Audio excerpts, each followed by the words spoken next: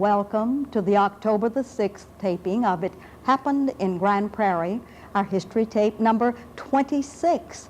We're very privileged today on this beautiful October day to bring you a relatively newcomer to Grand Prairie, Texas, that has taken on the stance of a historian. And as the historian of the First Christian Church, we're so delighted to welcome a very special guest, Myrtle McMillan. Myrtle, welcome to the show. Thank you. Wonderful. Now, Myrtle, you and Mr. J.C. McMillan, your recently deceased husband, came to Grand Prairie how many years ago, my dear? Well, we came in 1968, 18 years ago. 18 years ago. And from what area of Texas did you migrate? We came from Van Zandt County. From Van Zandt County, near what small community? Well, from Grand Saline. From Grand Saline, we Texas. both grew up, my husband, near Canton, and I grew up in Canton.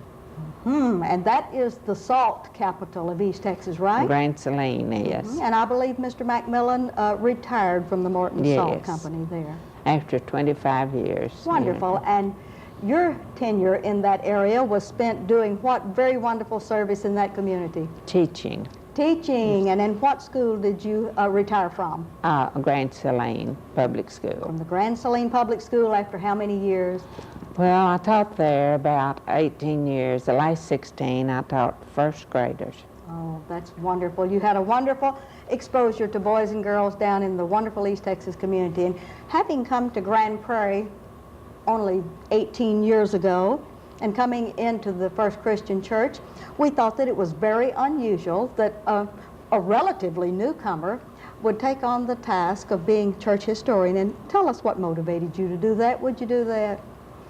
Before you get into the personal history of the church, would you tell us just your personal reaction when they asked you to do the history? What was your reaction to that? I first thought, well, why doesn't someone that's been here longer do it? And then I was asked to do it for a club that I belong to. And from there, I became so interested that I'm still researching. Oh, wonderful.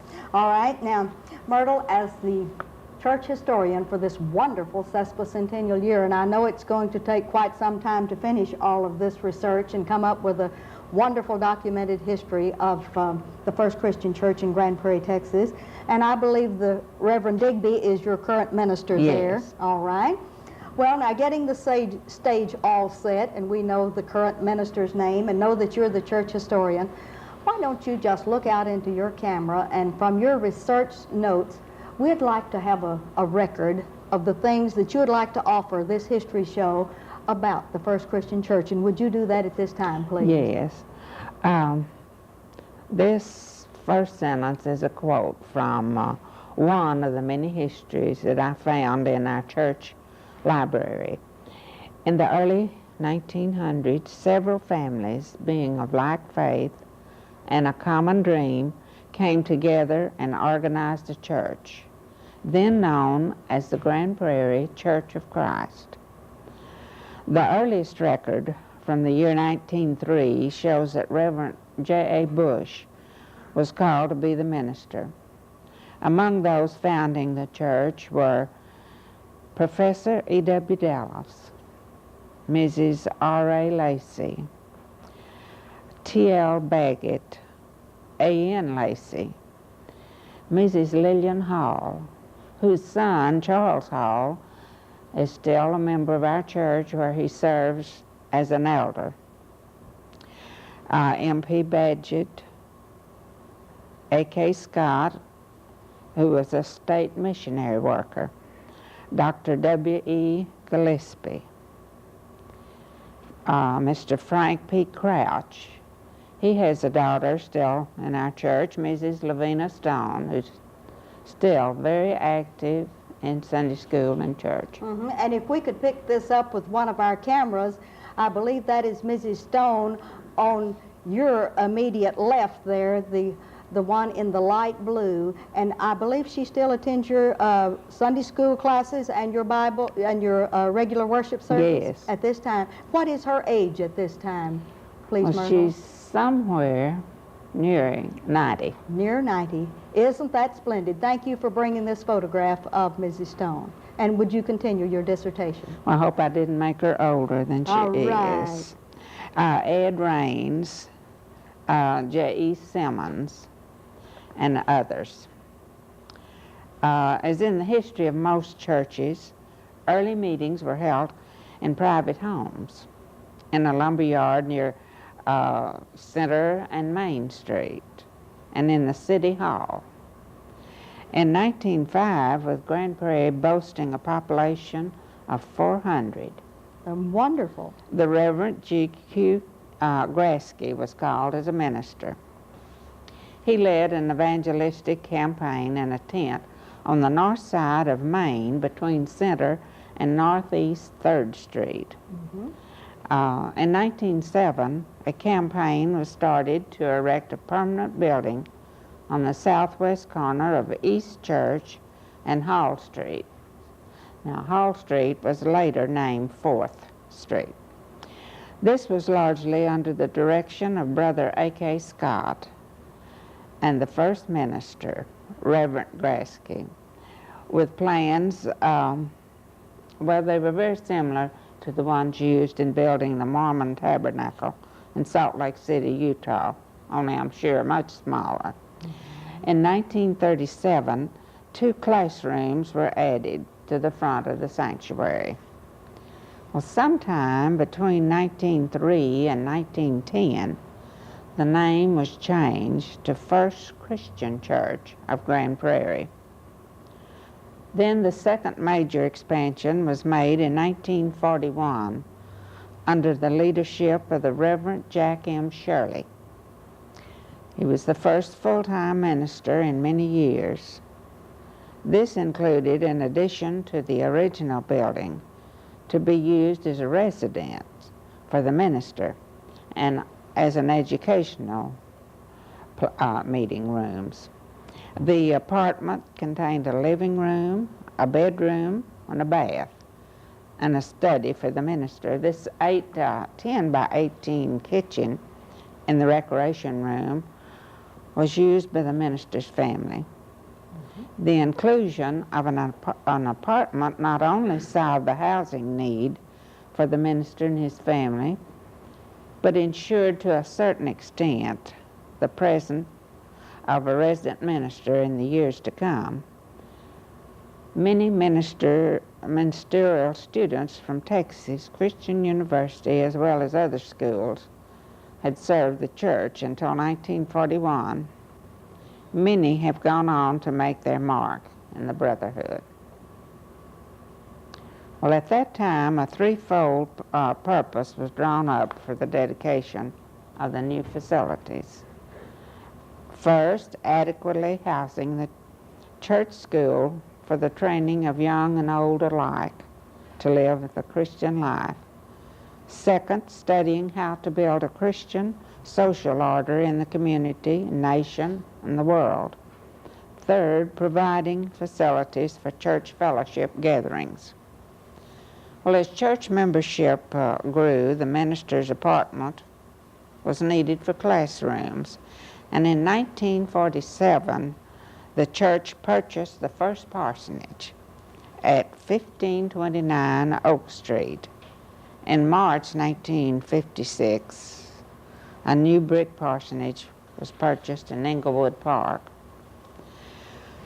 With the increase in population of Grand Prairie, many new names were added to the church roll.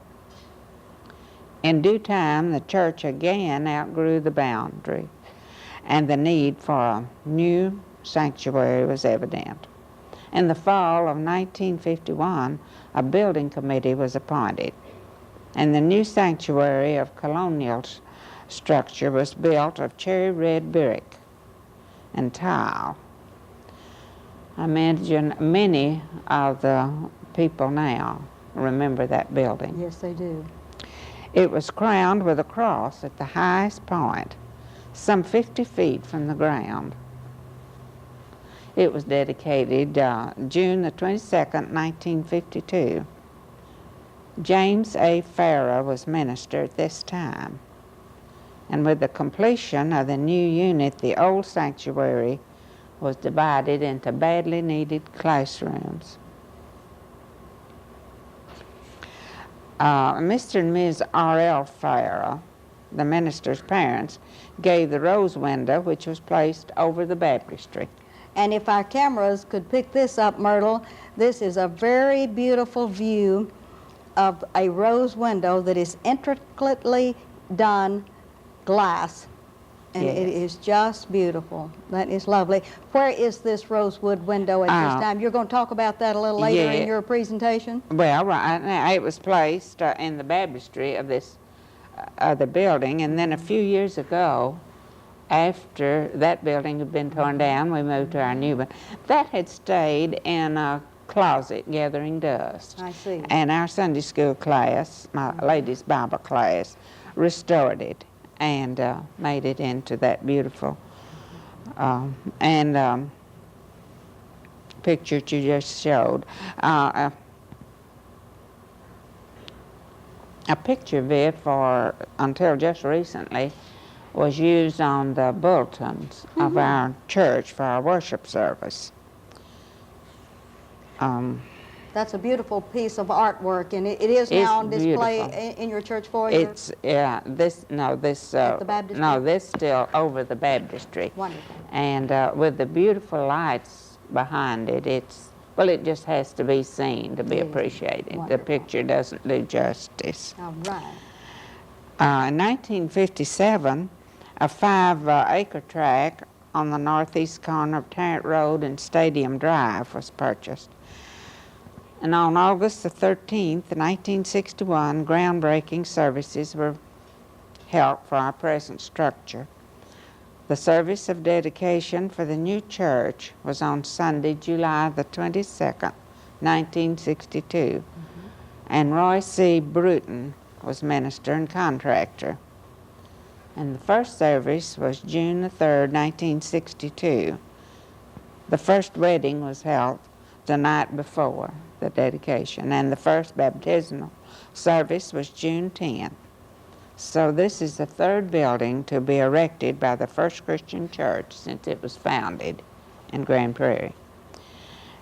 Then the children's home, a part of the...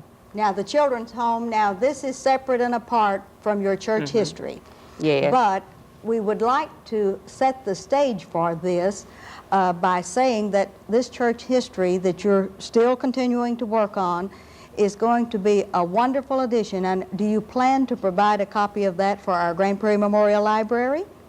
Hopefully? Hopefully. Hopefully. Yes. Wonderful. Do you have a committee working with you on this, Myrtle? Well, not now. I've had many, many people to help me. Wonderful. To loan books and to tell as I mentioned, Mrs. Stone still remembers the children from the orphans' home being brought to this First Christian Church Wonderful. on Sundays in a wagon. In a wagon. All right, now, separate and apart from the history of the church, we know that you have a lot of documentation on a very special site that is not in Grand Prairie particularly, but it was so near to Grand Prairie and in the confines of Dallas County in the, I guess you would call it the Hensley Field Naval Air Station area. Yes. And please tell us about this very special children's home and what information you have that would relate to that that we can document for our history. Of course, now, since then, it has expanded, and it's for older people and troubled youth. And, of course, our church still supports the Juliet Fowler Home. And it is in Dallas, Texas at It's this in time. Dallas, Texas. But there was, at one time, a site for that in close to Grand Prairie. Yes, and I have some notes about that. All right. If you'd give us the Juliet Fowler history that you have to offer, and please look out into your camera and tell everyone in our viewing audience about this special project. Well, as she said, the children's home, a part of Juliet Fowler Home in Dallas, had its beginning right here in Grand Prairie. It was located on a farm where Hensley Air Base is. As a reminder of that, we have a stained glass window in our church, and also our Sunday school class restored that. And this is the stained glass window, I believe, right here. Would you help me hold that so that our camera can get that without a lot of glare on it, maybe? That is just elegant. That is very, very beautiful. it was originally installed by a couple named Enlow in a room of theirs that they used for worship.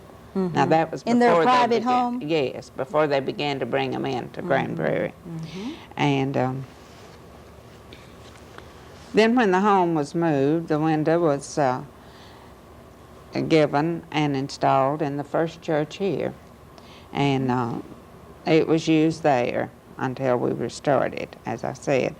Now then, there's been some renewed interest since I researched this information. All right. Just last year in our church Bible school, they used literature from the Juliet Fowler home and the coloring books for the children were very interesting.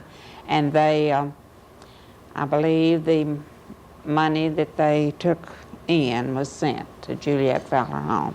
And I have some notes from two books, Religion on the Texas Frontier by Carter E. Bourne. A preliminary stage of 1 year existed when the Bush family, husband, wife, and daughter, and one assistant operated the home in their own home. They leased a adjoining tract of property with a two-story frame building in it until a building could be erected on the 200 acres. January the 26th, 1904 is considered the date on which the homes were founded, when Faith Cottage was dedicated, and it was operated for 10 years before it was moved to Dallas. And this is similar notes from Texas Disciples by Colby D. Hall. With property in Dallas, Mrs. Juliet Fowler planned to establish a home in Dallas, but she died before she could carry that out. So her sister, Mrs. Harwood, worked toward this goal. Thinking the best location for an orphanage was in the country, a 200-acre farm was bought for $10,000 just east of Grand Prairie. This also gives the same date, January the 26th, 1905. Two-story brick building was dedicated as Faith Cottage. And in 1905, there were 50 children. In 1970, 52 boys and 60 girls. And as we mentioned, it was located near Grand Prairie. But it proved disappointing because it was inconvenient to reach. It required a special school, and the farm didn't pay. Mrs. Harwood could not sell her sister's property in Dallas, so it was decided to move the children to Dallas in 1915. So from 1906 to 1909, Mr. and Ms. Enlow were managers, and I believe we Yes, we did show showed that. that. Yes. Now, the Juliet Fowler home is still in Dallas, Texas. Yes. And I'd like for you to tell us, you mentioned some of the things that they do, that they've expanded it from just an orphan's home into what facilities now? Would you remind us one more time? Well, they take care of, well, I believe they have more elderly people there than they do children. And most of the children now are youth who have problems, and they work with them in many ways to And do you, rehabilitate them. I see. Now, does your congregation and other Christian churches still contribute to this Yes. as a spin-off community service project? Yes, we send money, we send gifts, and then just about a month ago, I believe that our church was responsible for taking communion and having services there At the for home. the patient residents. That is wonderful. Now, the Juliet Fowler home, I know that there is very much interest in the things at the Dallas Naval Air Station, and the ones that are located there now are responsible for the gift of the old chapel at the Naval Yes. Air Station to what will be the new location for the St. Joseph's Episcopal Church. And I know that they're in the throes of researching the chapel and probably the Juliet Fowler home. And have you helped them with their research? Yes, I have. One came to my home and borrowed some of these notes and things, and I shared the pictures with her. And she showed me the plans, very interesting. And I didn't know about it until just about 6 weeks ago. Well, I was very glad to hear you say that you attended a historical presentation at the Woman's Club, and that just got you all set and Yes. ready to go to get back into history. Even as a retired teacher, you found that you have found, do you find this is a new love of yours? Yes, I believe this history is more interesting to me than history was when I was in the 5th and 6th grade. I didn't especially like it, but now this is living history, and it's part of our heritage, and I think that it's a wonderful thing that we are reviewing so much of it this year. Well, I noticed with a great deal of interest, of course, this is Monday, and yesterday was the Lord's Day, and that you had a special service last evening on history and had a real big fellowship. And tell us why you're wearing this bandana around your neck, because how was everyone at the First Christian Church Fellowship and Program last night dressed? Well, we were dressed in Western style, and I had many things to do, and at the last minute, I didn't know what to put on, but I found this bandana, and so I was dressed in Western style and felt at home with all the other Western people. Well, we appreciate, Myrtle, so much the effort that you're putting forth on behalf of the community, the First Christian Church, the Juliet Fowler Home, the Dallas Naval Air Station, anything that you're doing to spark interest in historical research, because we're wanting all of this to go in a very special book for Grand Prairie, Texas, that Weta Dorothy Smith is helping us to get ready for the sesquicentennial events.